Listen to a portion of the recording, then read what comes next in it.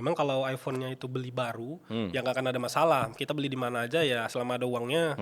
Belum Ya tinggal, tentu. nggak juga. Enggak juga. Kenapa itu? Kemarin ada kasus itu baru ya. Iya, Apalagi iya. ini hak dia. Dan kalau kita runutin dari awal kan salahnya dari store dong. Kenapa ngasih barang sampai 2 kali? Rusak, defect gitu kan. Dan iPhone juga banyak yang iPhone ada bermasalah. yang begitu? Ada, emailnya nggak kebaca. SIM cardnya nggak bisa, padahal resmi ada. Saat diminta retur suruh nunggu 2 minggu nanti baru diaktifin. Ada mas. Jadi memang Mas Farhan. ya. Ya, Mas Farhan ini aku kenal di sosial media dulu waktu COVID. Waktu COVID itu lagi nyari-nyari iPhone ya. Pertama kali niat mau pindah ke iPhone. Cuman waktu ngobrol sama orang-orang kok jangan langsung beli yang baru. Beli yang second dulu aja gitu buat ngecek nanti siapa tahu ekosistemnya nggak cocok gitu. Baru kemudian mulai nyari-nyari di sosmed dan ketemu sama Halo Kope itu. Oke. Cuman kok waktu ngelihat story-nya ini ini story-nya random banget, cerita ibu-ibu yang ngambil uang di ATM terus 1 juta terus 1 jutanya ditinggal terus yang ketemu Mas Farhan gitu ya. Betul. Emang banyak Tapi habis random. itu makin aku follow itu aku baru tahu kalau ternyata audiens Kope itu semuanya kalau beli di Kope pada direct transfer. Yap. Nggak ada yang lewat e-commerce. Memang nggak tahu tuh kenapa backgroundnya bisa kemudian audiens tuh jadi sepercaya itu sama Kope karena kenal Kope-nya itu pas COVID, sementara Kope itu dari tahun 2019 ya, awal. dari tahun 2019. Jadi udah 2 tahun 3 tahun kemudian gitu ya. Pas follow Kope udah audiens tuh udah pada direct transfer semuanya gitu ya. Kayak kirain juga ini apa scam nih, apa ini dibuat-buat gitu ya. Foto hasil pengiriman transfernya tuh ini apa dibuat-buat gitu. Editing ya. Tapi karena aktif sekali gitu ya. Untuk ukuran toko online gadget membahas hal-hal yang serandom itu setiap hari ada aja yang dibahas dan bukan soal HP aja gitu. Sehingga audiens tuh aku lihat jadi trustnya tuh tinggi banget sama Kope. Nah, silakan Mas Farhan. Oke. Jadi perkenalan singkat dulu Iya, kali ya. oke. Buat yang belum tahu, Halo Kope itu toko gadget dan mungkin kalau yang pernah nyari tahu tentang gadget Jakarta atau Bandar Lampung karena awalnya kita sebenarnya di Bandar Lampung, mungkin tahu sama Halo Kope. Dan saya Farhan salah satu main behind-nya lah yang ada di Kope. Tapi sesuai yang kayak Mas Ikram tadi bilang tentang perkontenan, nggak pernah bahas gadget sama sekali malah gitu ya, bahasnya terlalu random. Bahkan dulu sempat bahas mie ayam seminggu full, itu Mas Ikram udah follow belum itu? Mungkin sudah. Sudah ya. Jadi selama kita bahas mie ayam seminggu full itu, tapi tetap transaksi itu ada terus gitu tiap hari. Ada terus. Nah itu salah satunya marketing, belakangnya brandingnya ya saya Farhan. Jadi perkenalan dulu mungkin backgroundnya itu ya buat konteks ya. Baik. Oke. Sekarang Mas Farhan pakai iPhone apa? Oke. Gimana ya, biasanya kalau orang punya toko gadget pasti mikirnya nih yang punya pakai series terbaru nih. Karena nggak mungkin dong yang dijual aja ada series-series besar, masa betul. nggak pakai gitu. Series tinggi sampai Iya, 16 betul. juga punya semua ya. Betul. Sekarang paling tinggi ada di series 16 ya, 16 Pro Max. Tapi kenyataannya saya pakainya 13 Pro. Oke. Bukan yang series terbaru. Oke. Pas beli itu pertimbangannya apa? Jadi awalnya gini ya, mungkin ada yang nanti akan kita bahas juga. Ada orang pakai iPhone memang untuk gengsi, ya kebanyakan situ ya. Ada juga yang memang fungsional, ada juga memang cocoknya pakai iPhone aja. Udah mencoba Android, tapi balik lagi ke iPhone gitu. Nah kalau saya pribadi kenapa memilihnya ke situ? Karena sebenarnya pakai iPhone yang jadul pun selama itu masih bisa bekerja, saya tetap pakai. Cuman kayak yang saya udah sering info juga di Instagram Halo Kope ya, minimal di 2025 ini sebisa mungkin pakai series iPhone Basic 13. Minimal di situ. Itulah landasan kenapa saya pakainya 13 dan Pro. Cuman pertanyaannya mungkin kenapa nggak pakai yang Basic aja, kok pakainya yang Pro gitu ya? Karena balik lagi sesuai kebutuhan. Kalau aku pribadi kan butuhnya biasanya buat konten. Jadi di luar Kope pun aku juga punya konten pribadi sendiri yang ngebahas tentang branding marketing. Betul. Pakainya yang Pro kenapa? Karena pertama layarnya ya lebih smooth, udah 120 Hz sama lensanya kan ada 3 ya. Jadi kalau untuk bikin konten akan jauh lebih jernih sih. Dan kenapa milihnya itu? Karena masih belum butuh di series 16 Pro speknya itu belum sebutuh itu sih. Mungkin kalau suatu saat nanti di tahun depan ternyata ada spek yang dibutuhin, ya bisa jadi move ke situ gitu. Tapi jadi kalau balik lagi ke aku pribadi, aku lebih milih fungsionalnya sih. Masih aman di 13 Pro. Oke, lumayan unik ya. Jadi penjual iPhone dia nggak punya iPhone yang seri terbaru gitu ya. Betul. Dan aku ada lihat juga di beberapa story itu ada audiens yang nanya kalau iPhone 11 itu 2025 gimana, worth it atau enggak gitu. Oke, ini baru banget kejadiannya kemarin banget ini. Kemarin sore itu aku tuh baru ketemuan sama pembeli. Jadi orang ini tuh baru move ke iPhone. Handphone sebelumnya itu Android. Dia nanya minimal pakai apa gitu di 2025. Ya selalu nyaranin minimal 13 kayak yang tadi udah aku bilang di awal ya. Tapi dia bilang budgetnya adanya di 5 sampai 6 jutaan gitu. Dan dia ngincernya iPhone 11. Karena memang dia ngeliat review katanya iPhone 11 juga masih bisa dipakai, apalagi untuk live gitu masih oke lah gitu ya. Dan jadi pertanyaannya apakah masih worth it atau enggak? Masih banget. Bahkan banyak banget sekarang konten kreator tuh pakai iPhone XR. Masih Ikram tahu iPhone XR? Iya. Yang dia tuh munculnya barengan iPhone XS Max, ya, XS itu ya. Itu masih banyak banget yang pakai itu gitu. Kenapa? Karena memang, nah ini agak ngebahas sedikit tentang perkameraan ya, karena kita konekinnya sama konten kreator ya, yang aku bahas ya. iPhone XR, iPhone 11 itu punya tone kamera yang berbeda dengan iPhone-iPhone yang sekarang. Karena biasanya selebgram ya, influencer itu sukanya tonton yang kayak gitu, yang Lebih kontras. iya betul, kontrasnya tidak terlalu tajam, terus juga lebih smooth gitu. Nah, masih banyak malah yang udah punya iPhone series baru, malah minta cari ke iPhone XR. Gitu. Masih banyak Mereka punya iPhone terbaru. Punya, Terus ngobrol sama Kope bilang cariin dong Betul. iPhone di bawah. Betul. Bukan di bawah seri ini gitu. Yang mana serinya itu di bawah di bawah iPhone-nya dia. jauh banget lagi di bawahnya ya. Iya, gitu Kalau ya. dia minta cariin cuman di satu itu kan ya masih dekat ya. Ini jauh banget. Menarik. Dan itu karena tadi mereka ngambil untuk tone kameranya, tone warnanya, biasanya untuk dijadiin second phone. Kayak kalau dia pengen nge-shoot muka, nah itu biasanya buat muka tuh. Karena kalau iPhone 15 ke atas itu udah terlalu jujur kameranya. Oke. Jadi sampai dosa-dosa pori-pori itu biasanya kelihatan tuh kalau di itu. Sedangkan kalau XR 11 itu masih sangat amat oke lah buat biasanya buat beauty vlogger lah gitu ya. Nah, tapi pertanyaannya tadi iPhone 11 masih worth it atau enggak ya? Masih. Cuman balik lagi kalau ada budget better ke minimal 13. Tapi kalau kalian ada budgetnya untuk iPhone 11 masih sangat amat bisa dipakai. iOS pun itu masih dapat deh kalau nggak salah nyampe iOS terbaru September besok keluar iOS 26. iPhone 11. Masih dapat. Setauku masih dapat ya. Iya. Karena kalau nggak salah terakhir tuh di iPhone 11 deh masih dapat. Nah, itu masih sangat oke. Cuman mungkin minusnya adalah pertama layar iPhone 11 itu kan masih IPS ya, belum Retina. Kalau orang yang biasa di Android itu sekarang di harga 3 juta, 4 juta pun itu udah yang Retina display banget. Itu udah bagus banget. Nah, layarnya akan sangat beda. Kedua ya dia masih 60 Hz. Sama belum ada kamera zoom. Tapi overall untuk pemakaian sosial media iPhone 11 masih worth it banget di 2025 sih. Balik sedikit mungkin mundur ke pertanyaan kedua tadi ya. Kalau ada orang yang masih mau beli iPhone 11 atau 12 masih disarankan atau enggak?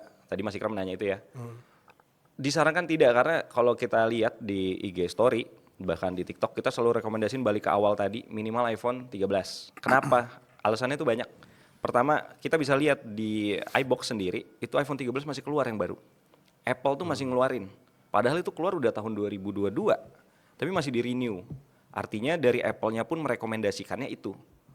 Oke, walaupun sekarang juga ada iPhone 15 juga udah keluar gitu, tapi 13 masih dipertahankan. Artinya memang dari Apple-nya merekomendasikan itu sebagai bare minimum kali ya, kayak minimal lu punyanya iPhone 13 deh gitu. Nah, kalau pertanyaannya tadi 11 atau 12 masih disarankan atau enggak?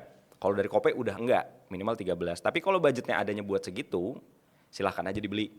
Tapi kalau bisa nggak ada di Kope. Tapi nggak di Kope ya, cari nomor lain itu. Iya, kalaupun minta cariin Kope ada, tapi ya mungkin agak nunggu kali ya. Iya, nyari yang sesuai standar Kope. Standar Kope agak susah. Oh iya, ini juga terkait dengan standar Kope ya. Jadi waktu 2022 aku follow itu pertanyaan krusialnya kalau kenapa aku harus ambil yang second aja, kenapa nggak yang baru itu?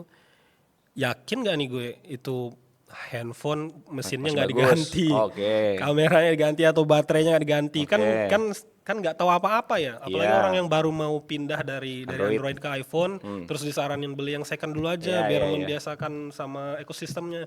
Tapi kalau beli second kan di toko yang sembarangan, apakah itu dalemannya itu aman atau enggak gitu? Di Kope itu standarnya gimana? Ini menarik ya, jadi mungkin salah satunya orang kenapa terus-terusan alhamdulillah percaya sama Kope. Di luar memang kita cara pendekatan yang berbeda. Jadi yang aku pelajarin ya, mungkin konteks sedikit backgroundku tuh juga memang di marketing branding. Orang akan beli produk kita itu based on dari marketingnya, dari ads-nya, dari iklannya. Pertama kali dia nge-decision itu biasanya itu dari visual, dari ads-nya lah gitu. Oke, dia ngelihat ini sebenarnya tokonya kayaknya bagus deh, gue coba ah. Tapi orang akan repeat itu kalau produknya memang beneran bagus. Iya. Jadi kalau misalkan dia kena ads-nya bagus, ternyata produknya jelek, itu ya dia nggak bakal beli lagi. Udah kayak ember bocor aja, itu kalau diusahakan nggak bagus. Kita kayak nyari air terus, padahal dia bocor, harusnya kan ditampung itu semua ya. Nah di Kope itu, selain memang mikirin marketingnya yang emang insya Allah di luar kebiasaan orang jualan, kita juga di produk wajib bagus. Tadi pertanyaannya bagus tuh, kayak kalau orang baru mulai ke iPhone, beli iPhone second, pasti kan takut. Apalagi memang bener ya, kayak sekarang itu di mana-mana itu banyak banget iPhone rakitan. Kalau di Kope itu standarnya lumayan ketat, Mas. Kita ngecek ada banyak QC-nya, itu kalian bisa lihat di Instagram kita, di TikTok kita itu banyak. Ada satu video yang udah kita jabarin. Kalau mau ngecek iPhone second, itu apa aja itu ada tuh satu video, nyampe 13 list lah kalau nggak salah. Yang pasti kita udah ngecek itu, dan di luar itu kita ada ngecek lagi dari dalemannya yang biasanya kayaknya orang awam juga belum bisa. Karena itu perlu alat. Mungkin ada yang tahu ya kayak Trio Tools gitu, itu salah satu alat untuk ngecek di laptopnya apakah itu udah pernah diganti atau enggak, itu kelihatan dari situ. Tapi nggak usah jauh-jauh ya, biasanya ya aku udah megang iPhone dari Kope itu dari 2018 akhir, tapi kalau aku pribadi tuh jualan udah dari 2013 zaman Kaskus. Masih Kram tahu Kaskus ya dulu ya? Itu iPhone 4, iPhone 3GS, itu aku jualan zaman SMA mau kuliah. Nah jadi insya Allah sedikit banyak megang iPhone tuh tahu ini rakitan, ini enggak, tapi kan itu balik lagi jam terbang ya.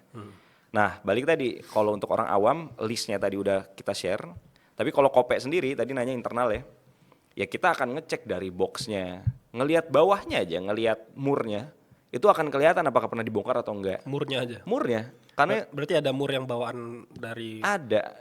iBox. Ada, ini koreksi ya kalau ada yang nonton lebih pakar dari Kope silahkan gitu ya. Cuman kalau aku pribadi ini yang aku pakai, mur itu kalau dari Apple-nya, Apple itu terkenal presisinya semasif itu ya. Oke. Rapih banget, clean banget gitu. Jadi kalau ada mur yang beda warna, nggak usah lah beda warna lah, warnanya sama tapi miringnya beda gitu, kayak tahu ya kalau mur itu ada kayak apa ya, bunganya gitu ya. Yang satu miring ke kanan, satu lurus. Itu potensi udah pernah dibuka gitu. Dari situ tuh kelihatan. Terus dari layar kalau kita ngecek itu kelihatan banget ini KW atau enggak. Balik lagi Kelihatan tuh ya? kelihatan, Mas. Itu kan harus sering lihat Itu jam terbang. berbagai macam Betul, iPhone betul. untuk tahu. Jadi kalau orang yang baru beli perdana dan dia beli second, dia nggak tahu Akan susah. itu iPhone secondnya Akan susah. udah diganti atau belum ya. Betul. Apalagi baterai aku dengar itu ada Suntikan, suntikannya ya. ada. Jadi bisa tinggi gitu. Ya, Baterai health. betul. Padahal Padahal rendah padahal aslinya. rendah gitu ya. Iya. Oke. Itu kalau dipakai terus selama beberapa bulan, baterai health-nya Turun. Sesuai sama aslinya berapa? sama yang aslinya. Oh, baru ketahuan setelah beberapa Betul. waktu gitu ya. Gak usah beberapa bulan ya, mingguan aja. Mingguan sudah normal Betul. lagi. kayak Udah balik aslinya. ke yang aslinya.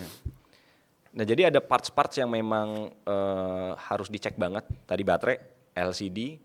Nah kalau daleman kayak IC dalamnya dan segala macam itu memang akan sulit buat orang awam kayak tadi ya. Cuman dari yang luar bisa dicek itu wajib dicek. Nah insya Allah kalau di Kope itu memang ya kita boleh cek lah kayak di testimonials IG Kope ya. Itu alhamdulillah dari 2019 udah kita rangkum nyampe sekarang. Itu ada nyampe beberapa tuh di highlight. Ya kayaknya sampai ada 10-an highlight deh. Satu highlight itu kan bisa nyampe 100 kalau nggak salah. Story ya nyimpen ya. Itu boleh dicek gitu. Alhamdulillah ya, alhamdulillah puas lah 99% ya. Iyalah, kayaknya nggak pernah ada yang ngeklaim nggak puas gitu deh Nggak selama pernah aku ada jualan. Nggak pernah alhamdulillah. Bahkan repeat order ya, aku lihat Repeat beberapa order. repeat order ya.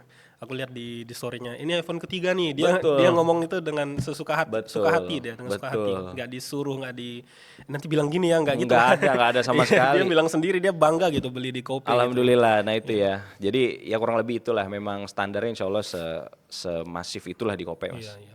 Memang kalau iPhone-nya itu beli baru, ya nggak akan ada masalah. Kita beli di mana aja ya, selama ada uangnya. Belum ya tentu. Nggak juga. Enggak juga. Kenapa itu? Kemarin ada kasus itu baru ya. Jadi kalau nggak salah di Bali, adalah salah satu distributor resmi. Ini aku lupa deh dia beli iPhone atau beli Android gitu ya. Tapi belinya baru. Beli baru di store-nya di mall. Ternyata nyampe pertama dia buka itu ada defect di bagian atas tuh lecet. Tapi buka bareng. Unboxing Bukanya bareng? aku lupa buka bareng atau enggak, kayaknya enggak deh. Dia bukanya di rumah. Habis itu dia klaim, balikin kan ke toko. Iya. Opsinya cuman di refund tapi dikurangin apa kok nggak salah gitu ya. Apa yang Nanti dikurangin? Refundnya nggak budgetnya, utuh? iya. Refundnya nggak Atau utuh? dibalikin barangnya tapi diganti barang baru, diretur lah gitu ya. Hmm. Saat dia milih opsi yang udah ditukar barang baru aja. Ternyata pas barang baru dibuka defect lagi. Oh gitu. Akhirnya dia minta refund. iPhone berapa tadi? Itu bukan iPhone, kayaknya Android deh. Oh Android. Kayaknya Samsung apa gitu, tapi di store resminya. Jadi bukan Samsung ya, jadi adalah resellernya resmi Samsung juga gitu. Saat mau dibalikin yang kedua kalinya, manajernya nggak terima dan segala macam, nyampe akhirnya satpam mallnya nyekek. Oh iya, aku ada lihat. Baca beritanya? Sempat lewat kayaknya itu. Iya. Oh itu karena itu ya? Iya. Karena dua kali Iya. barangnya nggak beres. Iya. Akhirnya mereka males gitu ya. Iya, jadi terima. nggak tahu lah. Ya tapi menurutku ya mau sesalah apapun customer itu hak dia kan. Nggak salah juga tapi dia. Nah, Dan dia nggak salah juga posisinya di Iya, situ. jadi kayak ada komen tuh yang ngebela, ya mungkin customernya ngotot. Ya, tapi kan hak dia ngotot Iya. ya. Oh. Jadi sampai mungkin ngotot jadi Oh, mungkin sampai- satpamnya datang harusnya ya kan nggak harus juga fisik. Iya, Apalagi iya. ini hak dia. Dan kalau kita runutin dari awal kan salahnya dari store dong, kenapa ngasih barang sampai 2 kali. Rusak, defect gitu kan. Pun itu salah dari dia gitu. Nah, tapi balik lagi ke Mas Ikram tadi, kalau beli new baru kan nggak mungkin ada masalah, nggak juga. Enggak juga. Itu juga ada masalah. Dan iPhone juga banyak yang iPhone ada bermasalah. yang begitu? Ada, emailnya nggak kebaca, SIM cardnya nggak bisa, padahal resmi ada. Saat diminta retur suruh nunggu 2 minggu nanti baru diaktifin, ada mas. Jadi memang ya namanya elektronik ya. Aku juga nggak nyalahin mereka pasti mau jualnya yang sebagus mungkin kan. Iya, Karena kan balik ke ratingnya nanti kan. Tapi namanya elektronik kita kan tahu itu barang elektronik yang bisa ada defect, ada error gitu. Ya jadi balik lagi tadi, baru itu belum tentu juga 100% aman. Berarti paling aman beli iPhone di Kope yang baru dibuka. Kan sering tuh ya orang-orang yang nggak tahu ya, kadang Ya. ada yang memang mau gestun, tapi Ya, ada gestun, juga yang Mas Farhan bilang enggak sih, memang orangnya kelihatannya sultan, kami ngobrol-ngobrol. Ya, Ada ya, aku lihat di story. ada. Jadi ada yang nuduh di audiens kayaknya itu mau gestun tuh gitu kan. Betul. Baru Mas Farhan bilang enggak sih, ngelihat udah ngobrol-ngobrol ini Emang orang memang sultan. sultan aja gitu Iya. kan. Jadi ada 2 jenis nih. Mendingan beli yang kayak gini aja dari di Kope ya. Aku Jadi udah saranin dibuka, iya sih. udah Iya. dibuka, udah dicek sama Kope, Udah jadi aman. barangnya juga sebenarnya itu baru hitungannya. Iya, betul. Baru dibuka, baru dipakai 3 hari 4 hari, BH 100%, semuanya masih bagus gitu ya. Betul. Jadinya malah ironis ya. Beli yang paling aman justru yang Ya, sudah dibuka. Betul. Ya itu nggak semua ya, mungkin Iya. dari 10 pembelian mungkin 1. Aku juga nggak ada data resminya, Iya, tapi iya. ada ternyata Iya, pengalaman yang tidak 100% aman gitu ada gitu. Iya. Tapi ya kalau kita compare ya harusnya sih bisa berdiri nyampe sekarang, reseller kan ya berarti kan 9 ya lah mungkin berhasil gitu kan. Oke. Tapi ada gitu ya. Jadi jangan kita anggap 100% pasti aman, itu Enggak juga enggak ternyata. juga. Nah, tadi balik tuh ya, Mas Ikram bilang ada yang di Kope jual baru buka box. Ya, memang macam-macam mas. Jadi ada yang mungkin gestun juga. Aku Iya, nggak ngerti. mungkin. Cuma kalau dia ngejual ke aku bilangnya enggak, ini nggak jadi dipakai gitu-gitulah ya. Tapi ada beberapa yang emang ketahuan emang sultan. Jadi memang kalau ketemuan tuh, misalnya ketemu di mana lah Indomaret gitu ya. Ya mobilnya juga mobil emang orang kaya gitu. Kelihatan Terus lah. kelihatan dari gayanya, dari handphone dia yang lain Android mahal. Dan biasanya kayak gitu tuh nggak cocok. Dia pakai iPhone, udah nyoba nggak jadi jual. Ya, itu emang lebih safety sih kalau dari kita Iya. ya. Nah, terus terkait dengan kamera yang beredar di masyarakat sampai dengan sekarang yang aku tahu, Ya. Android itu walaupun dia flagship, Yap. tetap nggak akan sesmooth iPhone ketika Oke. dia diupload ke sosial media. Oke. Ini ramai nih. Nggak Oke. tahu sampai sekarang kayaknya masih gitu, masih perspektifnya seperti itu. Apakah benar? Oke. Atau memang Android juga bisa sama? Karena aku lihat Android yang dibikin di Instagramnya diatur settingan high image quality, Ya resolutionnya. ya resolutionnya itu bisa nggak tahu sih. Aku ngelihat beberapa kali dari dulu kan aku pakai Android, baru 2 tahun terakhir pakai iPhone. Sudah dan flagship juga Androidnya. Jadi aku setting masih aja sih agak Nge-lag gitu. ngelihatnya tuh kurang enak gitu, ngelihatnya Oke. kurang enak. Apakah itu aku saking tersugesnya, Oke. atau itu memang seperti itu, gimana Mas Oke. Farhan?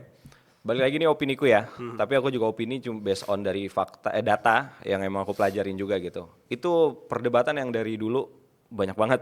Kalau iPhone udah pasti jernih, Android itu nggak jernih gitu ya. Kita balik dulu ke arah ke belakang dulu ya. Pertama kali Instagram itu adanya kan di iPhone mas. Mas tahu nggak? Pertama kali itu tahun 2012 deh kalau nggak salah. Jadi kalau orang pengen download Instagram di Android nggak ada. Oke ya, pertama itu. Mungkin itu juga yang mendasari kenapa Instagram dan Apple, khususnya app iPhone, itu emang kayak ada kerjasama untuk biar lebih smooth dan segala macam. Itu aku pernah baca di forum Apple, ada yang infoin kayak emang dari dulu karena kerjasamanya sama Apple. Cuman kan ke arah sekarang Android juga kan ada Instagram. Ada satu data yang aku baca juga di forum Apple, itu ada di luar negeri kayak di Quora gitu juga banyak tuh ya. Kenapa Android itu biasanya nggak sesmooth iPhone gitu? Karena pertama, kalau Apple Mas perhatiin deh, bentuknya gitu-gitu aja. Jadi tidak mengubah bentuk layar dan segala macam itu tidak terlalu apa ya, spike beda kayak Android. Sedangkan kalau Android Mas lihat dari Oppo, Vivo, Samsung, ada banyak banget resolusi layarnya ukurannya beda-beda. Nah, kenapa dia jadinya kalau orang bilang burik ya dan patah-patah? Karena setahuku dulu, nggak tahu data terbaru sekarang. Kalau iPhone itu dari kamera saat upload ke sosial media itu direct, jadi di-upload langsung ke servernya, dia ke-upload makanya lebih jernih. Sedangkan kalau Android itu dia di screen record dulu, jadi bukan data yang dia ambil untuk di-upload ke sosmed, tapi di screen record sama si sosmednya. Oh gitu. Iya, itu aku pernah baca. Dan Jadi itu, waktu dia lagi buffering itu, dia screen record video setauku kita. gitu ya. Itulah kenapa dulu, kalau sekarang mungkin enggak. Kalau itu dulu ya, ini yang aku baca dulu. Itu begitu makanya itu banyak yang patah-patah, tidak jernih dan segala macam. Oh sekalian dikompres ya, biar nggak terlalu berat Kompres, itunya bisa cloudnya jadi. Instagram ya. Iya, cuman Oke. jangan juga beranggapan kayak Android pasti patah. Enggak, sekarang banyak Oppo, Samsung, itu banyak yang smooth banget kok untuk ngupload ke sosial media. Itu ada juga, ada beberapa flagship yang udah smooth banget dan memang harus disetting dulu tapi kayak kata Harus Mas tadi. disetting yang tadi ya. Ya, jadi pertanyaannya balik ke awal ya, apakah iPhone pasti jernih dan Android pasti jelek, patah-patah? Enggak jawabannya, ada Android yang udah smooth. Tapi kalau emang udah pasti mau smooth, udah pasti mau jernih ya aku saranin untuk sosmed pasti iPhone sih. Karena udah pasti itu yang safe lah, aman lah, Oke. kurang lebih itu ya. Itu opini aku ya, balik lagi disclaimer ya, itu dari kita, mungkin kalau ada yang lebih tahu boleh komen lah.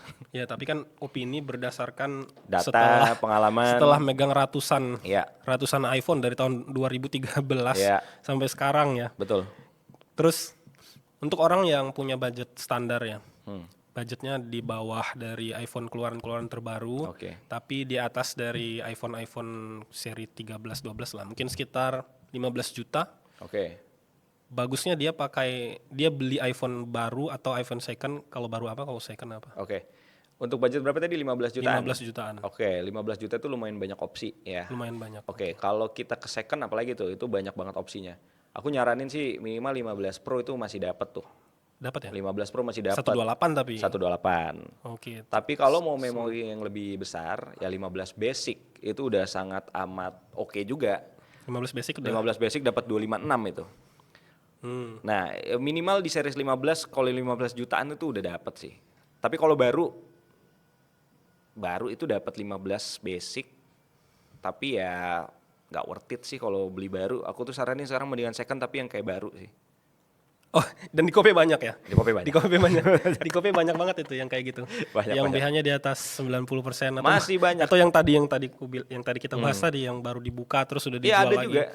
Dan mereka memang nyari yang seperti Kope yang siap nampung. Iya, betul. Yang siap nampung gitu loh. Betul. Jadi biar segera dapat gitu daripada dilempar ke Facebook dulu. Iya. Yang beli juga neko-neko seringnya gitu ya. Nah, terus jadi kalau untuk konten seberapa penting sebenarnya iPhone itu? Ini berarti, apalagi untuk yang baru mau mulai ya. Oke, berarti ini dari sudut pandangnya konten kreator ya. Seberapa penting iPhone? Balik ke yang tadi, yang kita udah bahas sosial media, itu sebisa mungkin kalau bisa pakai iPhone karena alasan yang tadi udah kita bahas ya. Menurutku penting sih, karena kayak yang kita lihat deh sekarang kalau kita compare dari 10 konten kreator, aku yakin 8-nya itu pasti pakainya iPhone.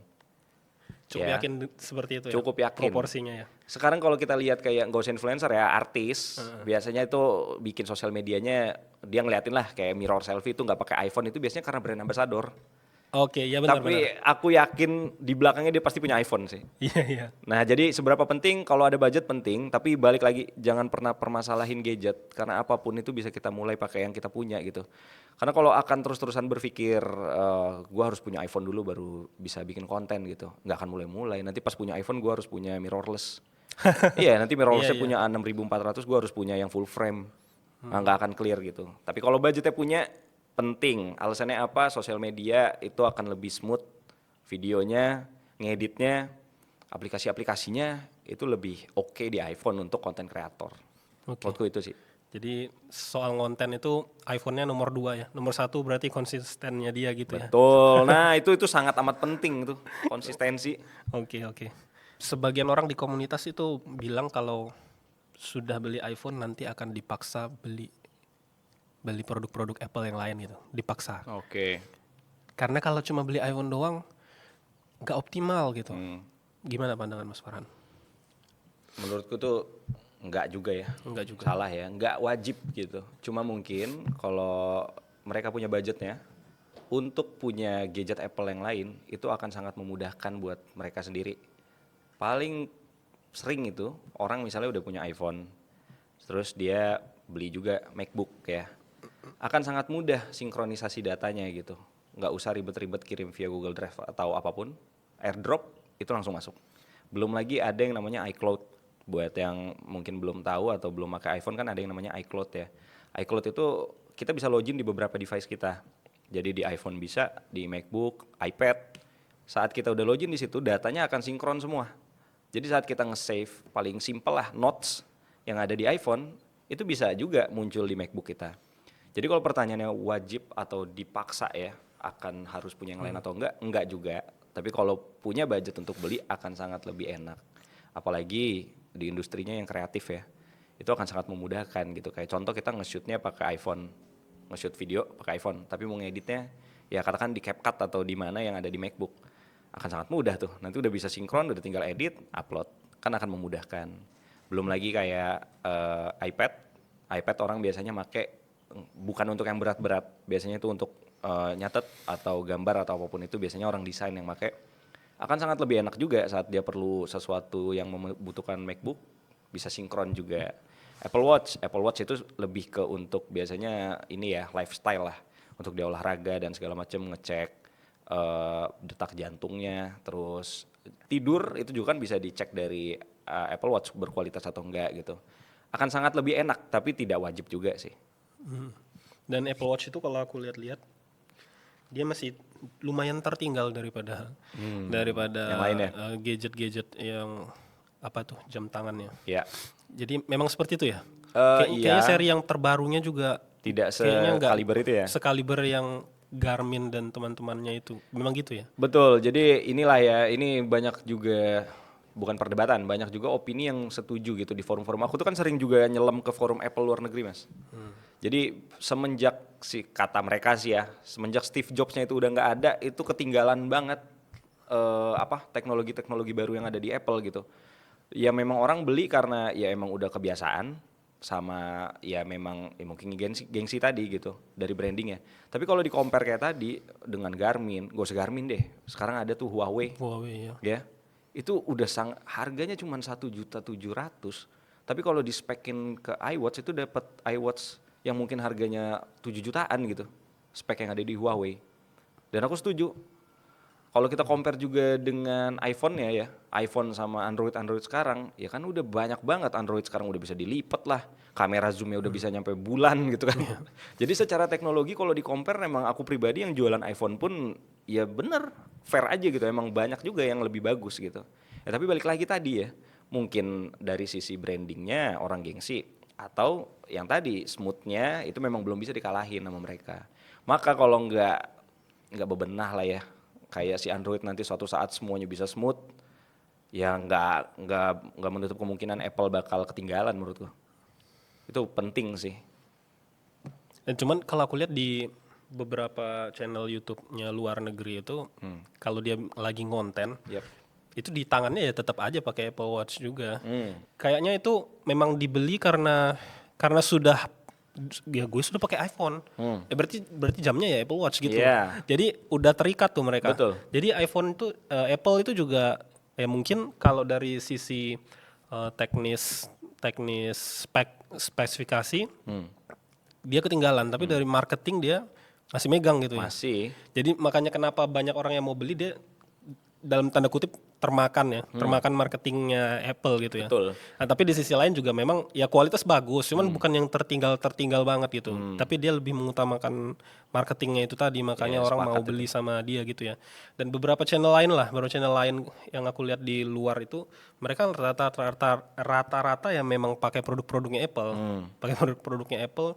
Dan meskipun kalau mereka ngonten terkait elektronik, mereka akan bilang oh ini produk baru dari brand A, kualitasnya juga bagus nih, dia bisa begini bahkan bisa nyaingin Apple. Tapi dia pakai Apple. Iya. Tapi untuk kebutuhan konten ya dia akan bilang ini bagus karena kan audiensnya nanti yang akan ini kan buat audiens mau beli apa, gue ada produk apa. Nah, jadi gue akan tawarkan A B C D buat audiens pilih yang sesuai dengan kemauannya mereka gitu kan.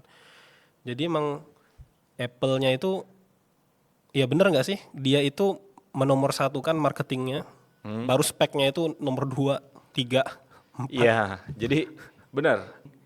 Menurutku iya, karena dia sudah nyaman di situ. Orang tuh udah kemakan banget dengan brandingannya, apalagi orang US. US itu kan setauku mayoritas ya pakainya Apple kan. Mayoritas pakai Apple. Kalau ada brand baru masuk itu akan dipandang sebelah mata dulu, apalagi dari China gitu. Kayak dari Huawei gitu ya. Itu akan pasti di nomor 2 kan. Walaupun kalau mereka tadi mungkin melek dan melihat speknya, ya pasti bisa jadi lebih bagus mungkin dari Apple Watch-nya gitu atau dari iPhone-nya. Ya tapi ya benar sih, emang aku setuju. Brandingnya kayaknya lebih nomor 1 Apple tuh marketingnya. Dan kalau Cina yang dengan spek yang sudah setinggi sekarang ini, tapi di cover oleh geopolitiknya di Amerika ya kan itu berpengaruh juga. akan tertekan jauh tuh Ya. permintaan barang-barang Cina ya jadinya ya. Iya, tapi ini ada fun fact ya Mas ya, ini cerita pengalamanku pribadi ya. Aku tuh dulu pas lagi di Singapura itu sempet, Waktu S2 ya. iya 2018, ya, 2018. sebelum memulai Kope, ya ini ceritanya di timelinenya di situ. Nyoba untuk beralih ke Android, karena selama aku dari SMA itu pakainya iPhone. Jadi iPhone 4, 5, 6 itu pakai, sampai berhenti di iPhone 7, nyoba move ke Android S8 kalau nggak salah waktu itu. Nah, secara spek S8 jauh lebih bagus pada masa itu ya. Jadi udah edge, udah layar itu udah melengkung, Iya. ya. Kamera emang lebih bagus juga gitu. Aku nggak tahan, makainya itu cuma 2 bulan. Bukan karena dia lemot, bukan karena dia jelek juga speknya. Emang feel-nya beda mas. Jadi saat udah kebiasa pakai iPhone, pindah ke tempat lain, itu nggak bisa. Ini aku pribadi pengalaman. Mungkin kalau kita konekin sama orang-orang US, orang tech yang tadi mas bilang di YouTube, mungkin ada perasaan yang sama gitu loh. Bahkan tuh aku downgrade lagi dari yang tadinya itu kalau nggak salah iPhone X udah keluar di masa itu, aku baliknya ke iPhone 7. Padahal S8 itu startnya kalau nggak salah iPhone X deh, iPhone 10 gitu ya. Ya balik lagi, lebih enak, lebih smooth, lebih kebiasaan mungkin ya. Nah itu yang kayaknya emang orang udah kecanduan sama Apple akan susah beralih ke non Apple. Walaupun sekaliber apapun teknologi barunya, sesmooth apapun layarnya, kameranya ngezoom seapapun. Ya kalau aku pribadi, Kamera yang zoom seapapun. oh, itu Iya, banyak, iya. Mas. Itu jadi jualan ya. Iya, jadi jualan, Android nyampe- itu ya. nyampe Jadi nge-zoom jualan. bulan. Iya, jadi jualannya mereka itu. nah itu kalau udah kebiasaan kayaknya di Apple udah susah. Nah itu dari preferensi masing-masing lah. Ya, mungkin banyak orang kayak aku gitu yang akhirnya udah cocoknya Apple aja. Nah itu sih, itu yang aku rasain pribadi. Jadi bukannya aku nggak pernah nyoba kayak ini sudut pandang dari ini orang pakai Apple terus gitu. Enggak, aku pernah nyoba Samsung, terus Xiaomi zaman dulu. Xiaomi itu aku pakai barengan sama iPhone 5 kalau nggak salah. Tapi beda gitu. Memang ya udah balik lagi sih. Itu preferensi sendiri sih kayaknya mas, masing-masing. Dan mungkin ada banyak orang yang kayak aku lah. Iya. Jadi kalau kita beli iPhone nggak melulu pasti dipaksa untuk beli produk Apple yang lain ya? Ya balik ke pertanyaan itu enggak. Enggak ya. Cuman kalau ada budget dan beli akan mungkin kecanduan gitu ya. Oke. Kok kayaknya seamless sekali hidup ini gitu. Iya. Ya, ketika dia bisa beli Iya. produk Apple yang lain gitu ya. Betul. Cuman kalau dia mau mulai buat konten, iPhone aja deh. Tapi yang lain masih mampunya beli laptopnya, mampunya beli Asus. Asus nggak apa-apa juga. Nggak apa-apa juga gitu Masih ya. sangat bisa banget. Bukan berarti jadi iPhone ini jadi sia-sia nih. Enggak jadi dong. nggak kepake. Enggak. Aku nggak pakai MacBook, pakainya Asus. Tapi pakai iPhone. Ya udah Karena kalau memang mau buat ngedit. kontennya gitu ya. Iya, kalau mau ngedit nggak usah di Asus deh, kalau ngedit buat sosial media di iPhone-nya juga kan langsung bisa. Tapi kalaupun perlu laptop ya tinggal di send aja pakai Google Drive bisa. Sekarang ada aplikasi juga Share It. Share it kan ada juga bisa download di iPhone-nya, di Asus kita, di laptop lah gitu. Bisa juga jadi kayak AirDrop, ya bisa, nggak masalah. Tapi ini keluar dikit ya, kita ngomonginnya MacBook. Kata orang yang biasa editing video, kebanyakan di Kope, ini pengalaman dari Kope ya. Beli MacBook itu ngedit videonya lebih smooth katanya. Jadi saat dia nge-preview, kalau biasanya seharga MacBook beli di laptop di luar MacBook, kayak misalnya Asus, misalnya harga 5 juta lah, atau 8 juta gitu, itu tidak se-smooth MacBook. Misalnya dia play. Se-smooth MacBook yang harga berapa? Sama. Dengan harga yang sama? Iya. Jadi berarti ini MacBook lama dong? MacBook lama. Jadi bandingannya dengan Asus Iya, baru ya? Iya. Nah itu efisiennya Apple mungkin itu ya, aku nggak ngerti lah teknologi. Saat dia kayak nge-play, biasanya kan orang sebelum nge-render tuh kayak nge-preview dulu ya. Dan itu kan udah ada editing-editing di bawahnya. Katanya yang beli-beli di aku itu akan lebih smooth pakai MacBook. Oh iya, Mas Farhan juga menyediakan MacBook ya kalau ada yang mau ya? Ada juga.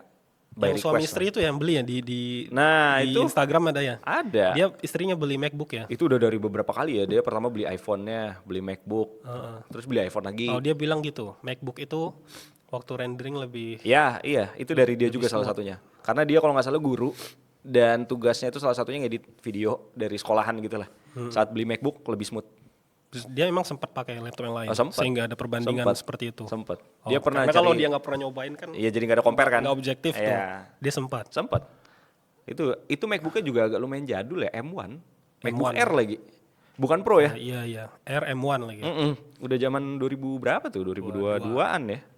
Nah itu juga termasuk yang aku notice ya, produk-produknya Apple itu walaupun dia di tahun yang sama saat rilis dia ketinggalan dari yang lain, tapi beberapa tahun kemudian barang yang sama dengan Iya. Android yang lebih tinggi tadi itu, Iya, betul. Androidnya hilang, iPhone-nya iPhone-nya masih ada, Iya. iPhone-nya masih dicari, MacBook Benar. masih dicari. Waktu rilis di tahun yang sama, Ketinggalan. MacBook nggak ada apa-apanya lu Nah, ngeluarin benar.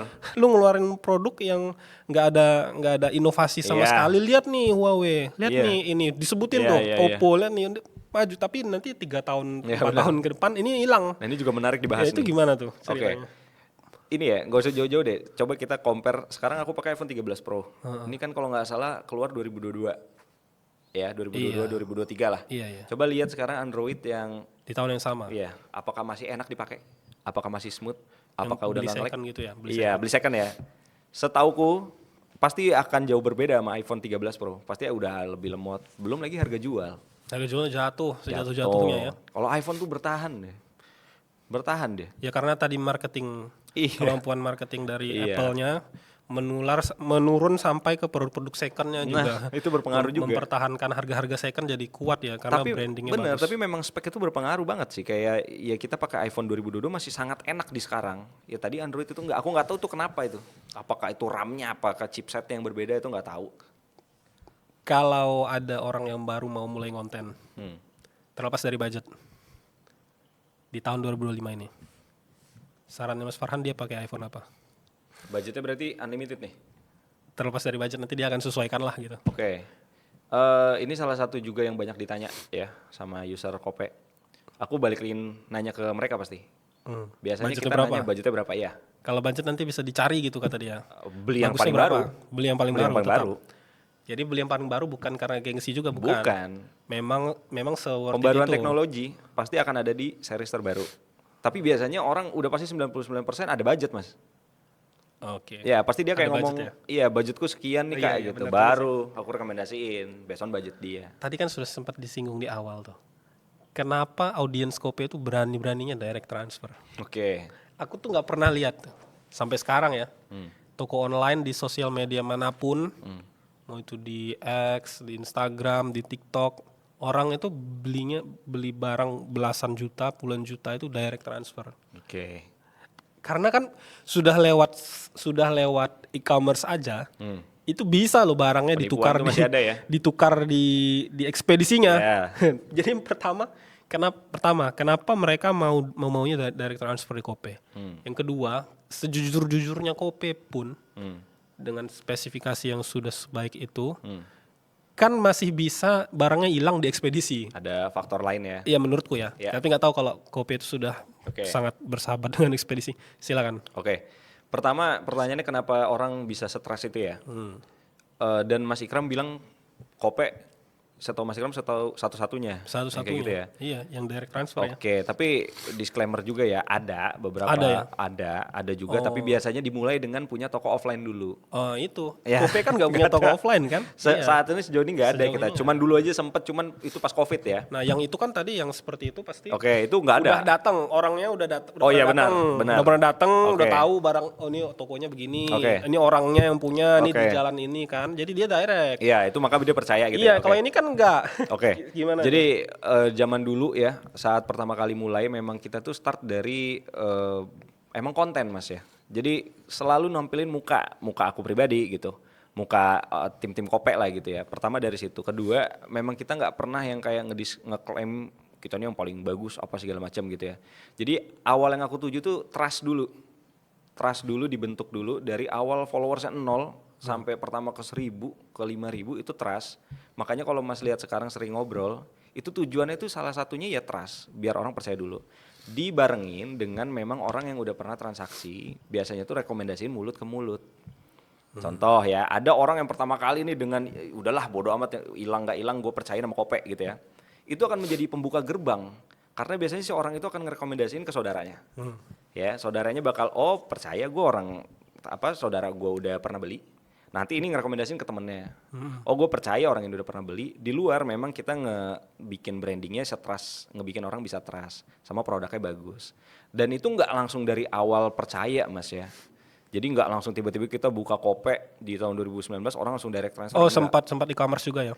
E-commerce juga enggak. Oh juga enggak? Enggak, tapi pembelian dari yang kenal-kenal dulu pertama. Oh iya. Oke, nah ini penting juga ya, ini yang aku pelajarin. Jadi memang harus ada sesuatu yang kita buat juga blueprint ya, jadi disetting tapi sesmooth dan sejujur mungkin. Jadi awal mulanya Kopek itu dari teman-teman yang mau beli ke kita, ayo lu mau belilah di Kopek gitu. Transfer ya transfer, dia percaya kan temen, ya kan, kita kirim. Kita taruh itu di testimoni. Jadi orang saat ngecek, oh ada kok yang udah pernah transaksi. Cuman kan yang jadi problem adalah saat orang baru nggak tahu siapa tiba-tiba mau beli percaya apa enggak gitu kan. Ya itu dia emang mungkin dari brandingan kita. Dulu aku inget banget pertama kali ada orang yang percaya tanpa direkomendasiin siapapun, itu orang Lampung. Dan dia itu bukan Bandar Lampung, jadi dari Lampung Timur kalau nggak salah. Dari luar Mas, jadi itu kalau dari Bandar Lampung tuh masih 2 jam kayaknya, apa 3 jam gitu. Aku tanya nih, ini nggak takut nih Kak kena tipu, apalagi zaman dulu orang-orang pada pakai e-commerce. Itu udah pada pakai e-commerce itu kalau nggak salah pada masa itu. Ya udah dia bilang enggak, karena aku lihat di kontennya Kopek orangnya jelas. Lagi-lagi balik ke konten Dan brandingnya orangnya jelas, yang punyanya tahu siapa. Kalaupun ditipu aku tahu siapa yang nipu. Aku kan muka muncul terus Mas dulu.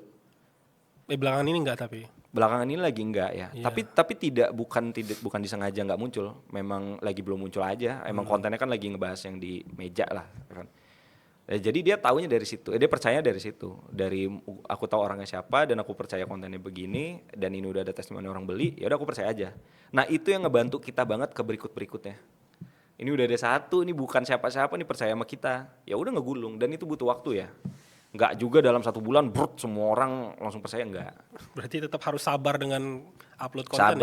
Sabar enggak akan ada yang bisa langsung kecuali ya emang artis ya. Iya. Emang udah dikenal influencer, ya dia udah punya followers yang percaya, audiens sudah percaya bisa. Cuma kalau kita bukan siapa-siapa ya perlu ngegulung dan itu butuh waktu, nggak bisa cepet. Nah itu sih poinnya. Waktu rilis awal-awal Kopek, apa yang dibahas sehingga mulai ada followersnya? Gue follow Kopek deh menarik. gitu. Apa yang membuat audiens itu mau follow gitu? Oke. Apa yang dibahas rupanya? Oke, jadi dulu yang bikin ada spike follower kita, itu kan dulu pertama aku di Singapura jadinya just tip Mas. Oke. Ya, just tip. Nggak ada toko handphone yang live, maksudnya bukan live di IG dulu kalau nggak salah belum ada. Tapi nge-storyin kita lagi jalan-jalan nih di Singapura, nih ada iPhone, tapi kita cuma bisa bawa 2, kan dibatasin sama pemerintah nggak boleh kan. Siapa yang mau duluan dong, nih beli cuma ada jatah 2 nih 1 orang. Nah mereka tertarik kan ngelihat iPhone di sana banyak, murah, bagus, beda sama di Indo waktu itu udah rakitan tuh udah masuk ke tuh zaman itu. Dan ada box ori gitu. Rakitan tuh udah dari lama ya berarti? Udah lumayan lama itu Mas, itu dari 2019 itu udah ada itu setauku. Tapi barangnya baru, second lah ya? Second Mas. Second ya? Second.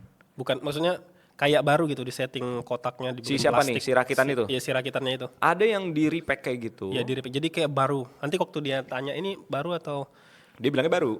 dia bilangnya gini, grade ori Wah, atau itu- semacamnya lah. Iya, iya, Intinya iya. dia melesetin jawabannya, Iya. seakan-akan dia itu ori lah gitu. Tapi Iya. dia takut nanti kalau ketahuan dia ditodong, jadi dia pakai bahasa plesetan, Iya, itu semacam ada. grade ori gitulah. Ada yang kayak gitu juga ada.